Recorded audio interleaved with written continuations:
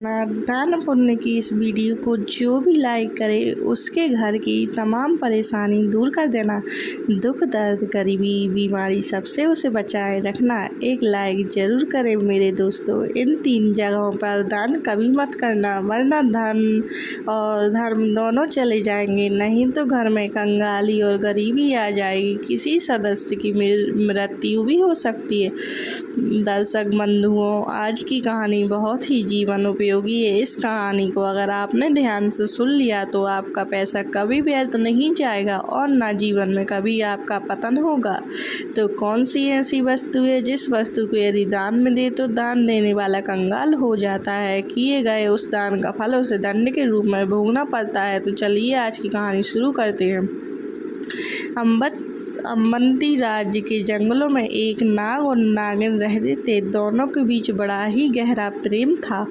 दोनों एक पहाड़ी पर प्रेम पूर्वक रहते थे। एक दिन की बात है, नागिन अपने भोजन की तलाश में जंगल में घूमने के लिए निकल गई।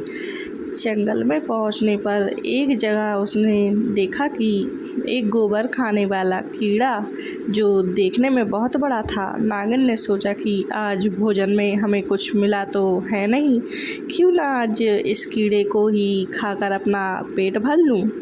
इतना सोचने के बाद वह सरवेण उस कीड़े के पास जाती है। संपड़ उस कीड़े को अपना शिकार बनाने ही वाली थी कि उसी समय वह कीड़ा एक मनुष्य के रूप में बदल जाता है। उसने देखा कि कीड़ा एक दिव्य राजा के रूप में परिवर्तित हो गया है। यह देखकर वह नागिन बड़ी हैरान थी। राजा तो वहाँ से चला गया और नागिन वहाँ से भोजन की व्यवस्था करने अपने नाग के पास लौट आती है। दर्शक बंधु, नागिन ने यह बात अपने पति नाग से कही कि हे स्वामी, आज मैंने जंगल में एक बड़ी ही विचित्र घटना देखी है, जिसे देखकर मैं बहुत आश्चर्यचकित हूँ। नाग ने पूछा, ऐसा तुमने क्या देख लिया जिसे तुम विचित्र बता रही हो? तब नागिन कहती है, स्वामी, आज मैं जब भोजन के लिए जंगल में गई तो मैंने एक जगह पर एक बड़े ही विशाल शरीर वाले कीड़े को देखा। मैंने सोचा कि उस कीड़े को अपना भोजन बना लूँ। जैसे ही मैं उस पर आक्रमण करने के लिए आगे बढ़ी तो वह कीड़ा एक राजा के रूप में बदल गया। यह बात मेरी समझ में नहीं आई कि अगर वह कीड़ा था तो राजा कैसे बन गया? अगर वह कोई राजा था तो फिर वह कीड़ा क्यों बना? नागिन की यह बात सुनकर नाग बहुत जोर से हंसता हुआ कहने लगा, प्रिय, मुझे लगता है जंगल में आज तुमने राजा धर्मध्वज को देख लिया है, जो इसी देश का राजा है। नाग की बात सुनकर नागिन और भी ज़्यादा हैरान होती है। पूछने लगती है, महाराज, राजा धर्मध्वज ने ऐसे कौन से बुरे कर्म कर दिए जो उसे कीड़ा बनना पड़ गया? वह इस तरह की अधम गति को क्यों प्राप्त हुआ? हमने तो सुना है कि हमारे आवदे किए तो वे भोजन भी नहीं करते हैं, फिर उनसे ऐसा कौन सा पाप बन गया? तब नाग कहता है, भद्र राजा धर्मध्वज का यही स्वभाव तो उनके लिए मुसीबत बन गया कि वे अत्यंत दानी धर्मात्मा हैं। उन्होंने कुछ ऐसा दान कर दिया जिसके कारण राजा धर्मध्वज के कीड़े की योनि भोगनी पड़ी।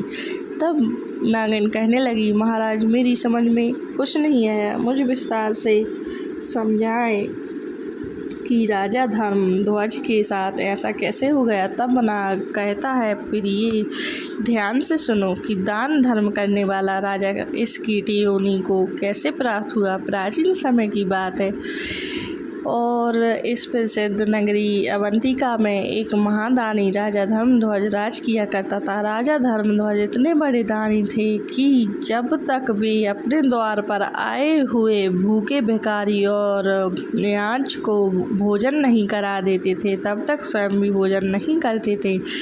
यह उनका रोज का नियम था। पूरे राज्य में उनकी खूब प्रशंसा होती थी। नाग बोला, हे नागिन, वह राजा तो बड़ा धर्मात्मा था, पर उसके दान धर्म करने का भी एक नियम था। वह एक निश्चित समय तक ही दान बांटता था। राजा धर्मध्वज सुबह 10 बजे से दान बांटना शुरू करता था और सूर्यास्त होते होते दान देना बंद कर देता था। सूर्यास्त के बाद अगर कोई उसके यहाँ आ जाता था तो वह उसे दान नहीं देता था, बल्कि अगले दिन आने के लिए कहता था। राजा की ख्याति धीरे धीरे देश विदेशों में फैल चुकी थी। राजा धर्मध्वज बड़ा ही महादानी राजा था। अब तो हर रोज़ उसके द्वार पर या बहुत भीड़ लगी रहती थी। वह प्रत्येक हर दीनहीन को दोनों हाथों की अंजुली में जितनी स्वर्ण मुद्राएं आती थी उतना धन देते थे। सभी याचक राजा की जय जयकार करते हुए चले जाते थे। मित्रों, उसी अवंतिका नगरी में किसी गांव में जंगल के आसपास एक ब्राह्मण परिवार निवास करता था। ब्राह्मण बड़ा ही तपस्वी था। उसकी पत्नी और वे दोनों बड़े आराम से अपना जीवन यापन करते थे। दोनों की स्थिति बहुत ही गरीब थी, परंतु ब्राह्मण बड़ा तपस्वी था।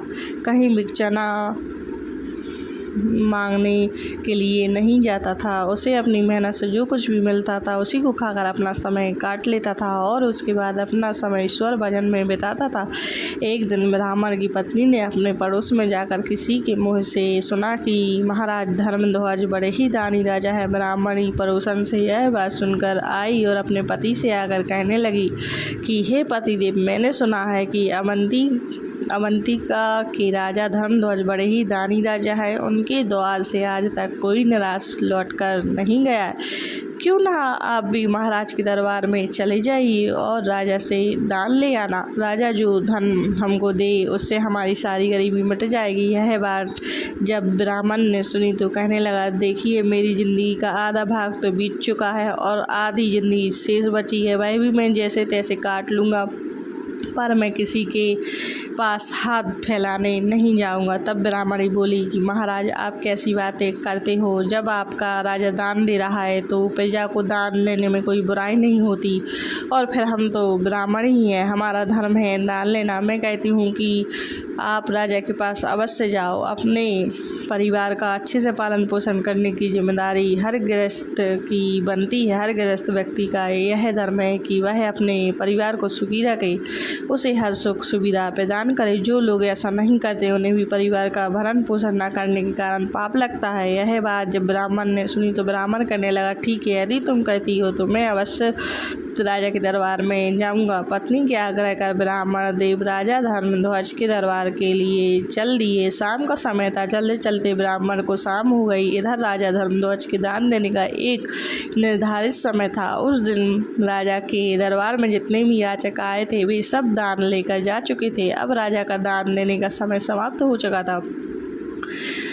सभी दान पेटी का पर ताला लगा दिए गए थे। इधर ब्राह्मण बड़ी दूर से राजा के पास पैदल चलकर आया था, लेकिन उसके आते आते सूर्यास्त हो चुका था। अब महाराज ने दान देना बंद कर दिया। वे अपने दान पेटी का बंद करके राजमहल को जा रहे थे। उसी समय रास्ते में ब्राह्मण उनके मार्ग में आ जाता है और कहने लगा, महाराज, मैंने सुना है आप हर दिन गरीब को दान देते हो। मैं भी एक गरीब ब्राह्मण हूँ और काफ़ी दूर से चलकर पैदल तुम्हारे द्वार पर आया हूँ। मुझे भी दान दीजिए, कृपा मुझे भी दान दीजिए। सूर्यास्त के बाद अपने पास एक ब्राह्मण को आया देखकर राजा कहने लगा कि ब्राह्मण देव, मुझे क्षमा करना, मेरा एक नियम है कि सूर्यास्त के बाद दान देना बंद कर देता हूँ। आप मेरे पास सूर्यास्त के बाद आए हो, अब वापस लौट जाइए और प्रातःकाल मेरे पास आना, तब मैं आपको दान दूंगा। कल जब आप मेरे पास आओगे तो मैं आपको आज का भी और कल का भी दोनों दिन का दान दूंगा। इस समय मैं दान पेटी का पर ताला लगा चुका हूँ। अब मैं आपको दान नहीं दे सकता। ब्राह्मण थोड़ा जिद्दी स्वभाव का था, तपस्वी था, राजा से परिचित नहीं था, तो कहने लगा, महाराज, मुझे आज ही दान दे दीजिए। मैं कल तक इंतजार नहीं करूँगा। रोज़ रोज़ दान लेने के लिए आपके यहाँ मैं नहीं आ सकता। जब राजा ने यह बात सुनी तो राजा को कुछ क्रोध आया, परंतु ब्राह्मण जान करके राजा ने उसको समझाया कि ब्राह्मण देव, तुम्हें कल ही दान लेने के लिए आना पड़ेगा। मैं तुम्हें कल ही दान दे सकता हूँ, आज दान नहीं दे सकता। फिर ब्राह्मण बोला कि नहीं महाराज, मैं दान केवल आज ही लूँगा, केवल आज ही दान लूँगा, कल मैं आपके पास नहीं आऊँगा। यह बात राजा को कुछ अच्छी नहीं लगी।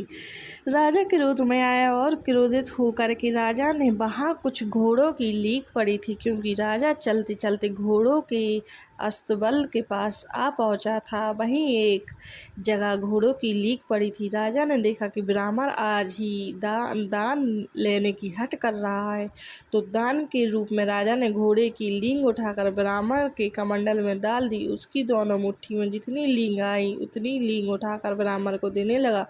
ब्राह्मण ने भी सम्मान से अपना जो भिक्षा पात्र था वह आगे कर दिया। राजा ने ब्राह्मण के कमंडल में लीक डाल दी। ब्राह्मण उस लीक को लेकर सम्मान से अपने घर की ओर चल देता है। इधर घर पर उसकी पत्नी इंतजार कर रही थी। हमारे ब्राह्मण देव राजा से दान लेकर आते होंगे। ब्राह्मणी तो सोच रही थी कि राजा साहब उन्हें सोने की मोहरें देगा, हमारी सारी दारिद्रता मिट जाएगी। उधर जब ब्राह्मण को आता देखा तो ब्राह्मण पत्नी बड़ी प्रसन्न होती है और ब्राह्मण से कहने लगी कि मेरे पति देव, आज महाराज ने आपको कितना दान दिया है। तुमसे कहती थी ना कि महाराज के दरबार में जाओ, महाराज हमारी गरीबी मिटा देंगे। यह बात सुनकर के ब्राह्मण बोले, देवी, दान देने वाले ने दान दे दिया और मैंने उनसे ले लिया। तुम एक काम करो, इस स्थान को गोबर से लीप दो, तब मैं तुम्हें राजा के द्वारा दिया गया दान दिखाऊंगा, नहीं तो यह दान अपवित्र हो जाएगा। बड़ी खुशी के साथ ब्राह्मण की पत्नी ने उस जगह को लीप दिया और उस जगह पर एक दीपक जलाकर रख दिया और वहीं जाकर बैठ गई। उसके बाद ब्राह्मण देव ने वह लींग से भरा हुआ पात्र अपनी ब्राह्मणी को दे दिया है। यह देखकर ब्राह्मणी बड़ी आश्चर्यचकित हुई, कहने लगी, हे ब्राह्मण देव, यह कैसा मजाक है। ब्राह्मण ने कहा, मजाक कैसा? जो राजा ने दान में दिया है वह मैंने तुम्हें लाकर दे दिया है। अब तो ब्राह्मणी बड़ी दुखी हुई कि राजा ने लीक का दान दिया है। क्या राजा के घर में धन की कमी हो गई? चलो कोई बात नहीं, महाराज से गलती हो गई होगी, आप फिर से राजा के पास चले जाना। ब्राह्मण बड़ा स्वाभिमानी था। वह कहने लगा कि नहीं भद्रे, अब मैं महाराज के दरबार में कदापि नहीं जाऊंगा। उस दिन के बाद ब्राह्मण कभी राजा के पास दान मांगने नहीं गया। जैसे तैसे वह अपने जीवन को बिताने लगा। अपनी घास फूस की कुटिया में ब्राह्मण रह रहा था और धीरे धीरे अपना समय निकाल रहा था। ब्राह्मण ने उस लीक को अपने घर के द्वार पर रख दिया। तो आपको बता दें कि दान का जो फल होता है वह कर्ता को 1000 गुना होकर वापस मिलता है। यदि आपने अपने जीवन में किसी चीज़ का दान किया है तो परलोक में उसका फल हजारों लाखों गुना बढ़कर मिलता है। राजा ने जो लीक का दान किया था वह लीक भगवान की कृपा से दिन दोगुनी रात चौगुनी बढ़ने लगी। ब्राह्मणी के घर के द्वार पर धीरे धीरे लीक का एक पहाड़ सा बनता चला गया। लीक का बड़ा ढेर बढ़ते बढ़ते बहुत बीच में हो गया। जैसे ही ब्याज की दर धीरे धीरे बढ़ती चली जाती है, उसी तरह राजा के दान का फल बढ़ता जा रहा था। कुछ ही समय में वह एक विशाल टीला सा बन गया था। ब्राह्मणी और ब्राह्मण उस दृश्य को रोजाना देखते थे। ब्राह्मणी ब्राह्मण से पूछती थी कि हे महाराज, इस लीक का अब क्या होगा? यह तो बढ़ती ही जा रही है। हे नाथ, तुम तो वेदों की चाहता हो, ज्ञाता हो, मुझे इसका मतलब बताओ। तब ब्राह्मण ने बताया, ब्राह्मण, यह राजा के दान का फल बढ़ रहा है और इस फल को उसे ही भोगना पड़ेगा। यदि हम इसे उपयोग में ले रहे होते तो राजा को इसका शुभ फल प्राप्त होता। अब जबकि यह हमारे किसी काम की नहीं है तो इसका परिणाम अब राजा को ही भोगना पड़ेगा। यह बात सुनकर के ब्राह्मणी बड़ी सोच में पड़ जाती है और वो धीरे धीरे समय बीतता चला जाता है। उस लीक का पहाड़ काफ़ी बड़ा हो गया था। बस से गुजर गई थी। एक दिन की बात। राजा धर्मध्वज वन में शिकार करने के लिए जाता है, परंतु राजा धर्मध्वज को उस दिन कहीं कोई अखोट नहीं मिलता। जब कोई शिकार नहीं मिला तो राजाओं के पहले नियम होते थे कि राजा को जब कोई अखोट ना मिले तो वो बिना अखोट के वापस लौट करके नगर नहीं जाता था, चाहे उन्हें मार्ग में ही कहीं ना कहीं रुकना पड़ जाए। अब तो राजा धर्मध्वज विचार करने लगे कि शाम का वक्त हो गया है और सूर्यास्त होने के बाद किसी जीव को सताना क्षत्रियों का धर्म नहीं होता है, इसलिए अब हमें हित के लिए वन में आगे नहीं जाना चाहिए और यही किसी स्थान पर ठहर जाना चाहिए। अब तो राजा साहब उस जंगल में ही अपने ठहरने का स्थान ढूंढने लगते हैं। ढूंढते ढूंढते वे उसी ब्राह्मण के घर पहुंच जाते हैं जिसे राजा ने 2002 वर्ष पहले लीक का दान किया था, लेकिन राजा उस घटना को भूल न चाहता। इधर नाग अपनी पत्नी को बता रहा था कि नागिन राजा धर्मध्वज जब उस ब्राह्मण के घर पहुंच गया तो वहां पहुंचकर राजा ने ब्राह्मण से कहा कि हे ब्राह्मण देव, आज मुझे आपके यहाँ ठहरने के लिए स्थान चाहिए। राजा की बात सुनकर के ब्राह्मण कहने लगा, ठीक है, आपका हमारी इस कुटिया में स्वागत है। जो भी रूखा सूखा होगा उससे हम आपका सत्कार करेंगे। राजा को ब्राह्मण पहचान नहीं पाया। उस रात राजा धर्मध्वज उसी ब्राह्मण की कुटिया पर ठहर जाता है। जो भी ब्राह्मण की कुटिया में रूखा सूखा भोजन था, उससे ही ब्राह्मण ने राजा का सत्कार किया। इस प्रकार से भोजन करने के बाद राजा ने रात वहीं बिताई और इधर जब सवेरा होता है तो राजा की नज़र ब्राह्मण की कुटिया के बाहर उसी लीक के ढेर पर पहुंच जाती है, जो अब एक पहाड़ के रूप में बन गया था। उस लीक के पहाड़ को देखकर राजा ब्राह्मण से पूछने लगे कि हे ब्राह्मण देव, आपकी छोटी सी घास फूस की कुटिया के बाहर यह लींड का ढेर कैसे बना हुआ है, जबकि आपकी कुटिया में तो कोई घोड़ा ही नहीं है। क्या वास्तव में आपके पास इतने सारे घोड़े हैं? तब ब्राह्मण ने उत्तर दिया, भैया, हम तो पूजा पाठ तप साधना करने वाले ब्राह्मण हैं, हमें भला घोड़ों से क्या काम। तो राजा कहने लगा, फिर आपके घर के बाहर यह लीक का पहाड़ कैसे है? तब ब्राह्मण उसे समझाते हुए कहते हैं कि देखिए, तुम यदि जानना चाहते हो कि यह लीक का पहाड़ क्यों है, तो इसके पीछे एक बहुत बड़ा रहस्य छुपा हुआ है। अब तो रहस्य को जानने की राजा की उत्सुकता बढ़ चली। ब्राह्मण बोला, मुसाफिर 2002 साल पहले की बात है। मेरी पत्नी ने मुझे जबरदस्ती राजा के यहाँ दान लेने के लिए भेजा था। इस अवंती देश का जो राजा है वह बड़ा ही दानी धर्मात्मा है। वह रोजाना 1.25 मन सोने का दान करता है। तो अपनी पत्नी के कहने पर मैं राजा के पास दान लेने चला गया। मेरे पहुंचने पर पता नहीं राजा ने क्यों मुझे दान देने से इनकार कर दिया। इसके पीछे की वजह तो मैं नहीं जानता हूँ कि राजा ने ऐसा क्यों किया। जब मैं उसे दान लेने की जिद कर रहा था तो वह मुझे अगले दिन आने को कह रहा था, लेकिन मैंने राजा की बात नहीं मानी। जब मैं दान लेने की जिद करने लगा तो राजा ने क्रोध में आकर मेरे कमंडल में घोड़े की लींग उठाकर डाल दी। मैंने राजा का वह दान स्वीकार कर लिया। मैं उसे सम्मान सहित लेकर के अपने घर चला आया और मैंने उस लिंग को यहाँ पर रख दिया, क्योंकि वह लिंग मेरे कुछ काम की नहीं थी और दान की वस्तु को मैं कहीं फेंकना नहीं चाहता था। तो राजा ने पूछा, हे ब्राह्मण देव, राजा ने तो तुम्हें थोड़ी सी लीक दान में दी होगी, पर यह इतना बड़ा पहाड़ कैसे बन गया? तब ब्राह्मण ने समझाया है, भाई, हमारे वेद पुराण यह कहते हैं कि अगर कोई दान देने वाला जितना दान देता है उसका 1000 गुना फल उसको वापस मिलता है। राजा का वह दान समय के साथ हजारों गुना बढ़कर जमा हो गया है। अब अपने उस दान का फल राजा को खुद ही भोगना पड़ेगा, क्योंकि इसे हमने अपने उपयोग में नहीं लिया। तब नाग बोला, नागिन की यह बात सुनकर के राजा के रोंगटे खड़े हो जाते हैं। उसके पैरों के नीचे से जमीन खिसक जाती है। राजा तो इस बात को भूल चुका था, लेकिन ब्राह्मण के बताने पर राजा को भी सारी बातें याद आ जाती हैं।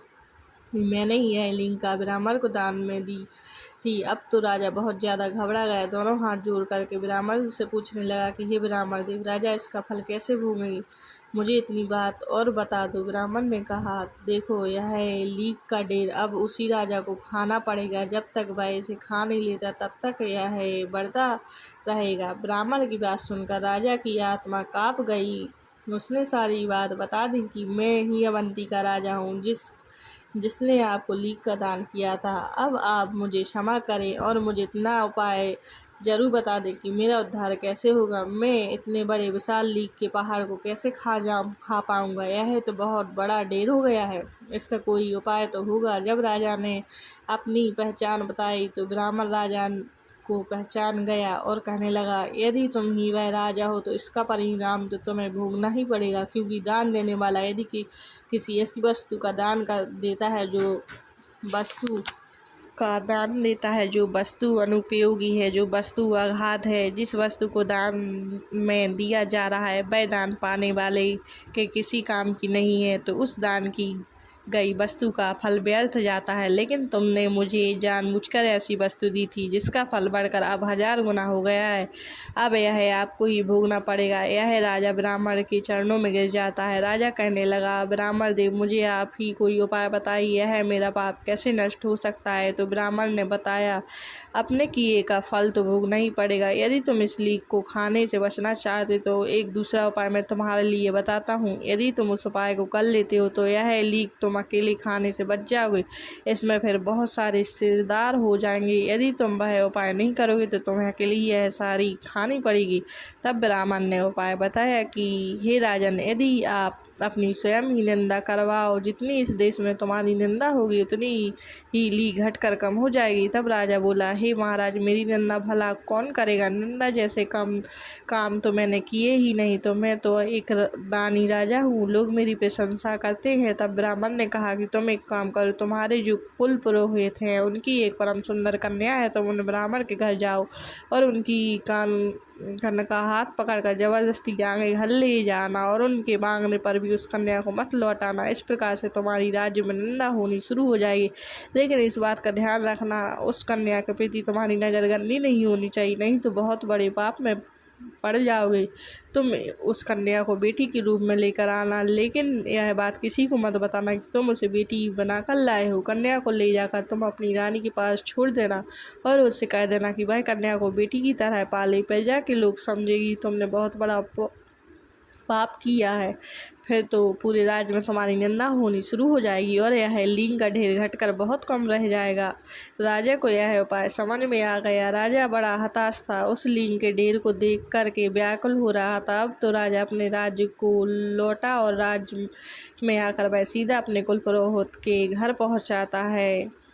कुल पुरोहित ने जब राजा को अपने घर पर आया देखा तो उसका चेहरा बड़ा ही उदास था। कुल पुरोहित ने पूछा कि राजन, आप इतने उदास क्यों हो? तो राजा ने कहा, गुरुदेव, आप अपनी बेटी को बुलाइए, मुझे उससे कुछ काम है। अब गुरुजी ने समझा कि राजा है, कुछ इनाम देगा, हो सकता है कुछ जरूरी बात पूछे, तो उन्होंने अपनी पुत्री को आवाज़ लगाई और जैसे ही गुरु की बेटी बाहर देखने आई तो वह सुंदर तो थी। राजा ने फौरन उसका हाथ पकड़ा और पुरोहित को धक्का मारकर उनकी बेटी को रथ में बिठाकर अपने घर ले गया। बेचारा ब्राह्मण अपनी बेटी के लिए गिड़गिड़ा रहा है, महाराज, यह आप क्या कर रहे हो? यह अन्याय है। लेकिन राजा ने उनकी एक नहीं सुनी और वह चुपचाप उन कन्या को लेकर अपने महल में पहुंच जाता है। महल में पहुंचकर उसने अपनी रानी से कहा कि रानी, यह हमारी पुत्री है, इसको कोई कष्ट नहीं होना चाहिए, इसे बड़े प्रेम से पुत्री की तरह रखना और यह बात किसी को बाहर तुम्हें नहीं कहनी है। रानी ने पूछा भी कि महाराज, तुम इसे लेकर क्यों आए हो? यह तुम्हारे गुरु की बेटी है। तब राजा ने कहा, रानी, तुम चुपचाप तमाशा देखते जाओ, मैं जो कर रहा हूँ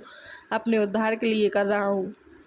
जब राजा अपने गुरु की कन्या को लेकर के आया था तो पूरे नगर के लोगों ने उसे देखा था। उस समय तो किसी ने कुछ नहीं कहा, लेकिन धीरे धीरे राजा की बुराई होनी शुरू हो गई। पूरे राज्य के लोग उसी राजा की निंदा करने लगी। राजा तो बहुत ही गंदा व्यक्ति है, जिसने अपनी गुरु की बेटी को पत्नी बनाकर जबरदस्ती अपने घर में रख लिया है। हम तो पहले ही कहते थे कि यह राजा बड़ा अन्यायी है, यह लोगों को दान देकर केवल दिखावा कर रहा है, कितना नीच राजा है। इधर नाग बोला, हे नाग, इस प्रकार से पूरे नगर में राजा की बुराई होने लगी। सब लोग कहने लगे कि ऐसे राजा का क्या भरोसा जो अपने गुरु का ही नहीं हुआ।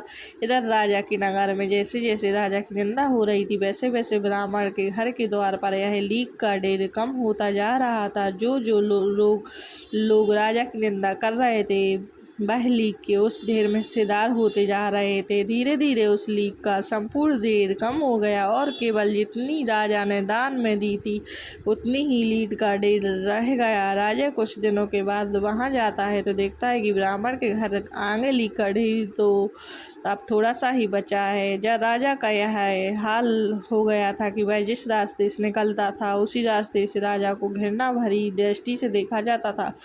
एक दिन राजा जब उस ब्राह्मण के द्वार पर पहुंचा तो उसने देखा कि लीक का ढेर सिर्फ उतना ही रह गया था जितना कि उसने दान किया था। यह देखकर राजा बड़ा खुश होता है।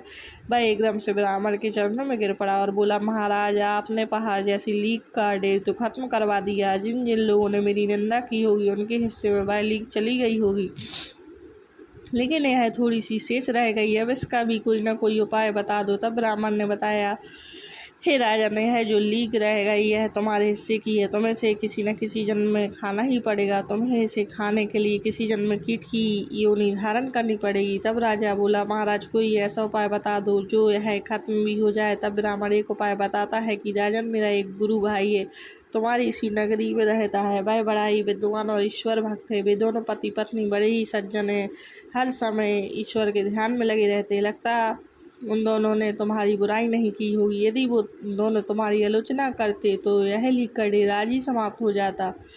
यह बात सुन के राजा कहने लगा, ठीक है, मैं वो भी प्रयास करके देखता हूँ, मैं उनसे भी अपनी निंदा करवाता हूँ। अब तो राजा ने अपना भेष बदल लिया और भेष बदल करके अब अवंतिका नगरी में उसी ब्राह्मण के घर पहुँच जाते हैं। ब्राह्मण के घर आए तो ब्राह्मण ने राजा का बड़ा स्वागत किया और बैठने के लिए उचित आसन दिया। उस आसन पर राजा बैठ जाता है, परंतु राजा के मन में भीतर ही एक बड़ा विचार चल रहा था। तो राजा ने उस ब्राह्मण से कहा कि ब्राह्मण देव, मैंने सुना है यहाँ का जो राजा है वह बड़ा अन्यायी है। ब्राह्मण देव कहने लगे, होगा, मुझे नहीं पता, क्योंकि उसने अपने गुरु की पुत्री को बलपूर्वक अपने घर में रख लिया है।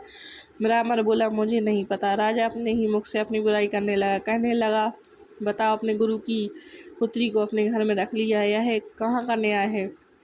बड़ा ही दुष्ट राजा है। ब्राह्मण देव बोले, भाई मुझे नहीं पता और यह सब बातें मुझे क्यों सुना रहे हो?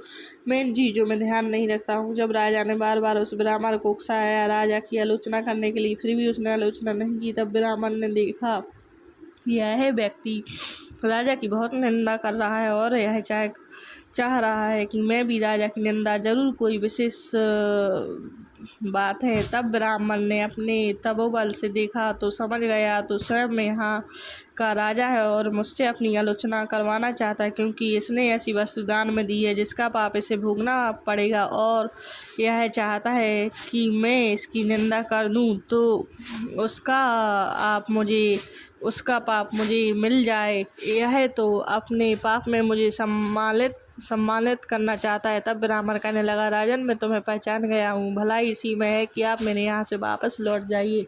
मैं कभी किसी की आलोचना नहीं कर सकता, कभी किसी की बुराई नहीं करता, तुम्हारा पाप तुम्हें भोगना ही पड़ेगा। ब्राह्मण ने फटकार कर राजा को वहाँ से भगा दिया। निराश होकर के राजा वहाँ से लौट कर चला जाता है और उसी ब्राह्मण के घर आया जहाँ वो लीक का ढेर लगा हुआ था।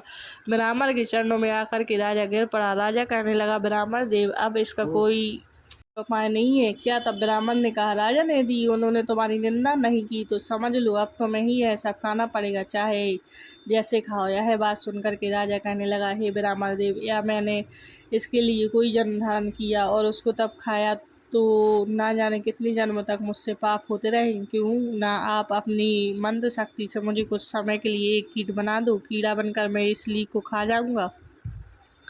ब्राह्मण कहने लगा कि नहीं, मैं तुम्हें कीट भी नहीं बना सकता, इतनी सामर्थ्य मेरे अंदर नहीं है और यह काम तो विधाता का है। परंतु मैं तुम्हें इतना बता सकता हूँ कि यहाँ से मरने के बाद तुम एक कीट बनोगे और जब तुम अपने हिस्से की इस लींग खा जाओगे तब तुम इस श्राप से मुक्त हो जाओगे, क्योंकि तुमने जीवन में कोई पाप नहीं किया है, हमेशा दान दिया है, तुम्हारी महादानियों में गिन है, तुम्हारी महादानियों में गिनती थी। तुमने हमेशा गरीबों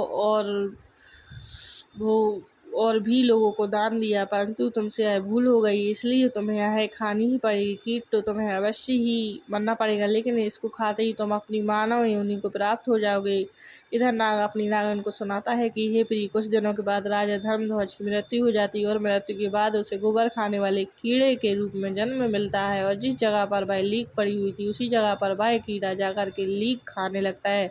धीरे धीरे कई वर्षों में उस लीक को वह कीट खा जाता है। लीक को खाते खाते वह कीड़ा बहुत बड़ा हो जाता है। खाते खाते उसने अपने हिस्से की सारी लीक समाप्त कर दी, बस थोड़े बहुत कर शेष रह गए थे। एक दिन वह कीड़ा उन्हीं कर्णों को खा रहा था तो इधर नाग अपनी नागिन से कहता है, हे नागिन, तभी तुम्हारी नज़र उस कीड़े पर पहुंच जाती है। उसे देखकर तुमने समझा कि मुझे भोजन मिल गया। जैसे ही तुमने उस पर आक्रमण करना चाहा, वह अपने हिस्से की सारी लीक खाकर समाप्त कर चुका था।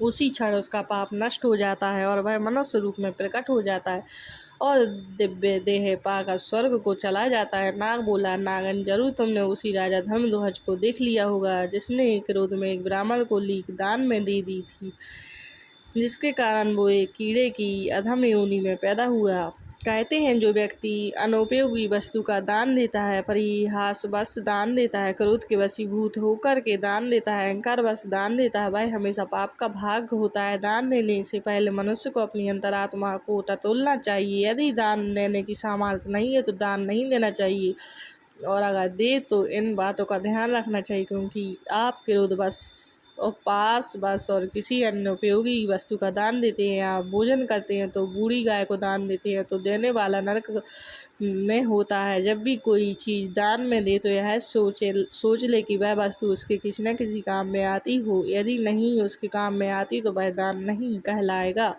हमारे द्वारा दिया गया दान हमें कई गुना होकर वापस मिलता है, चाहे वो इस जन्म में मिले या अगले जन्म में। यदि हमने किसी के लिए खाने की वस्तु दान की है तो आने वाले कई जन्म में हमारे लिए कभी भोजन का संकट नहीं होगा। यदि हमने किसी का मजाक उड़ाया है, अहंकार बस दिया है तो उसका फल हमें कई गुना होकर भोगना पड़ता है।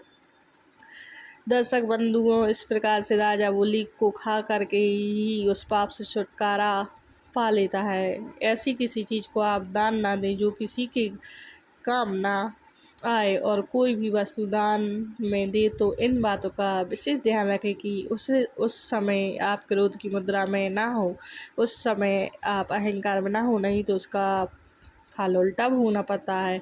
तो यह कहानी कैसी लगी मुझे कमेंट करके ज़रूर बताएं दोस्तों, और हर हर महादेव ज़रूर बोले और मेरे चैनल को सब्सक्राइब ज़रूर कर लेना मेरे प्यारे दोस्तों।